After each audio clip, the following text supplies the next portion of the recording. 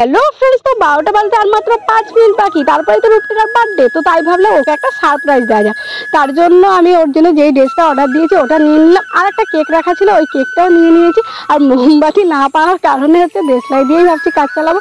তো এগুলো ওর কাছে নিয়ে যাই, কিন্তু যেই ড্রেসটা অর্ডার দিয়েছি না তার হচ্ছে উপরের টপটা তোমার হচ্ছে কালকে কিনতে গেছিলাম, কিন্তু তোমার হচ্ছে পাওয়া যায়নি। আর ওটা আস্তে আস্তে অনেক লেট হয়ে যাবে, তো তাই কিনতে গেছিলাম তাও পাইনি। তো পরে একবার দিয়ে দেবো। আর ও দেখো, ওর মাকে ফোন করলাম, তো ওর মা উঠে গেছে আর ও উঠে গেছে। ও তো দেখে সারপ্রাইজটা পেয়ে, ছোট্ট একটা সারপ্রাইজ পেয়ে ও প্রচণ্ড খুশি।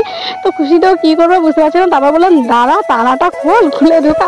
তো তারপরে ওটা দেখলাম, ও দেখো আবার মোমবাতিটা স্টাইল করে নিভিয়ে ফু দিয়ে নেবালো, মানে মোমবাতি বলতে দেশলাইটা। তো তারপরে যখন ওটা খুলতে বলেছি, ও তো বলছে এটার মধ্যে কি আছে আমি জানি। তারপরে ও আমাদের আবার একটু কেকও খাইয়ে দিল, ওই ড্রেসটাও একটু পরে নিল। পরে বলছে চলো আজকের মতো টাটা, দেখাবে নেক্সট ব্লগে।